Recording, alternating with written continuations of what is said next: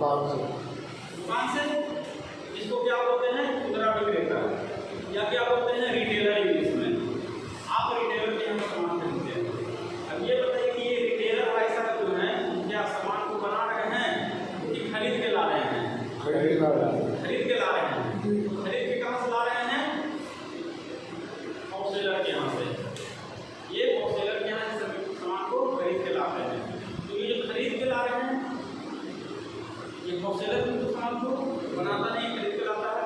Agree कि नहीं? जी जी। ये भी सामान को खरीदते हैं, बनाते नहीं है। ये कहाँ से खरीदते हैं?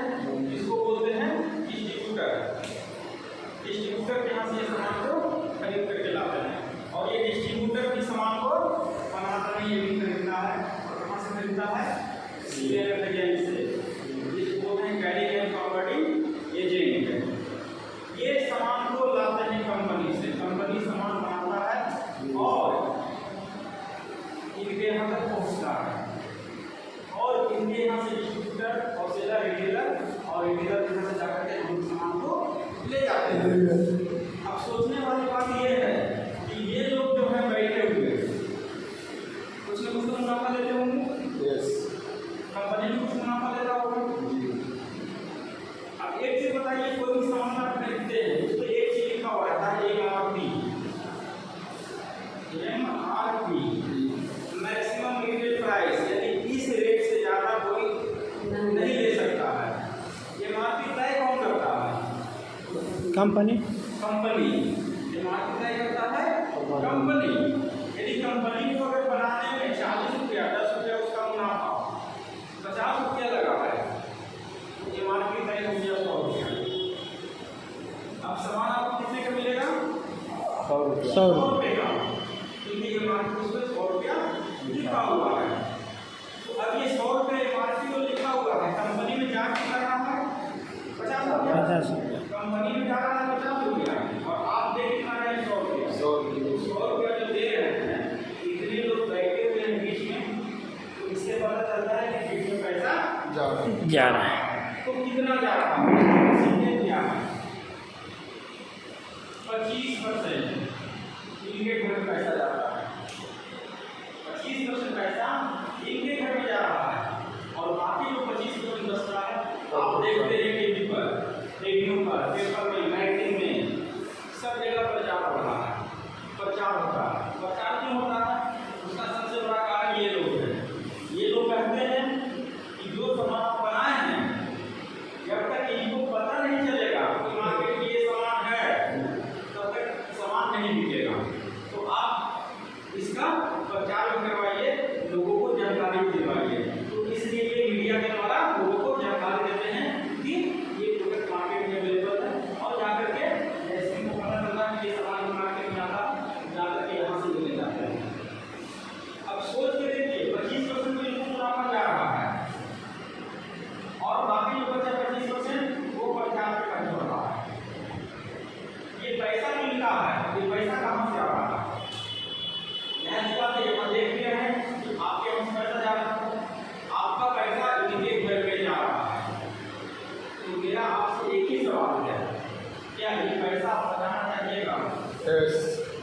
ये पैसा जो इनके घर में जा रहा है, डिस्ट्रीब्यूटर, होलसेलर, रिटेलर और प्रचारक के घर में जा रहा है, जो कि आपकी खरीदारी का 50% है।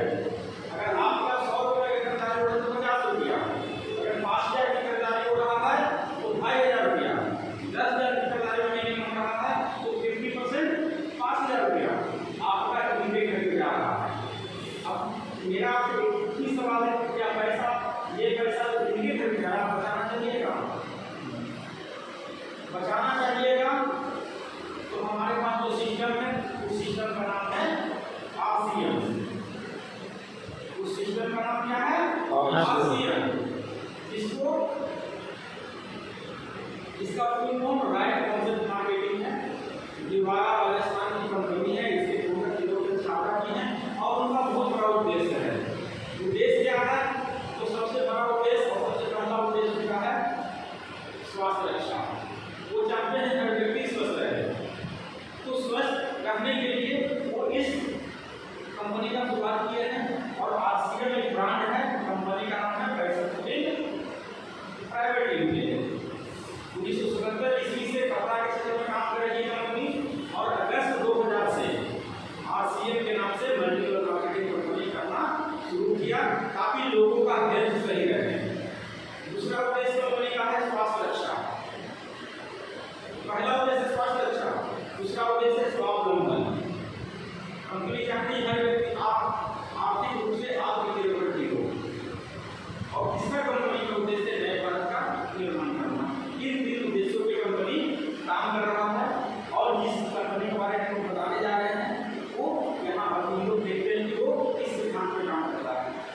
कंपनी यहाँ से और यहाँ आप, बीच में यहाँ कोई मेडिएटर नहीं, सारे मेडिएटर को हटा दिया गया। एक पिकअप सेंटर पर हमने डाल दिया, कंपनी यहाँ से आकर माल आपको दे दिया, यहाँ से आप आगे खरीद लीजिए। तो सारे बिचौलियों को जो हटा दिया ये पैसा बचेगा। ये पैसा किसका है? कस्टमर। ये पैसा आपका है, तो ये पैसा किसके घर पे जाएगा? आपके घर पे जाएगा। कंपनी को पहुंचाने में यहाँ 5%, यहाँ भी 40 प्लस 10 का ही रेशियो है। यहाँ भी एमआरपी है, यहाँ भी एमआरपी है, यहाँ भी 40 प्लस 10 का रेशियो है। तो आप सोच के देखिए, यहाँ भी तो सोच के सब कुछ सेम है, अंदर कहाँ है?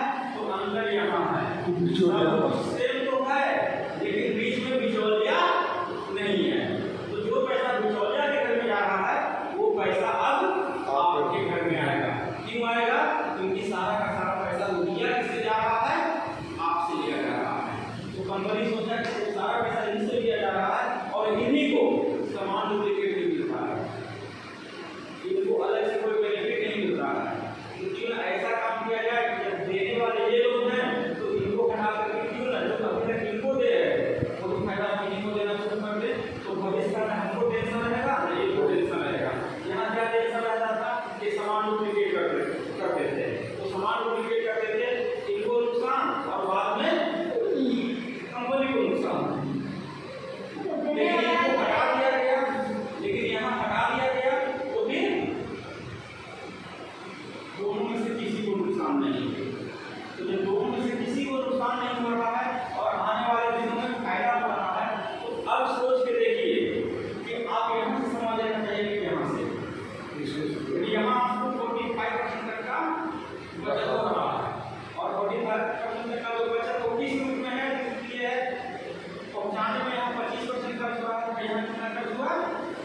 5%। तो बचत कितना हुआ? 30% है। कंपनी बोला कि आप जो प्रचार देखते हैं क्या वो प्रचार रियल है? प्रचार की सच्चाई है? प्रचार की सच्चाई नहीं है, रियलिटी नहीं है, झूठा प्रचार है। उसको देख देख करके हम लोग उस सामान को खरीद रहे हैं। तो क्यों ना हम इसका सामान इस्तेमाल करें और इसके बाद हम लोगों को बताएं। जब लोगों को बताना शुरू कीजिएगा, इसका बेनिफिट किसको मिलना शुरू हो जाएगा? आपको मिलना शुरू हो जाएगा। तो 25% यहाँ 50% हो रहा था, ये 25% भी अब आपके घर में आना शुरू। टोटल 45% पैसा अब आपके घर में आएगा। ये खरीदारी से और ये बाजार करने से।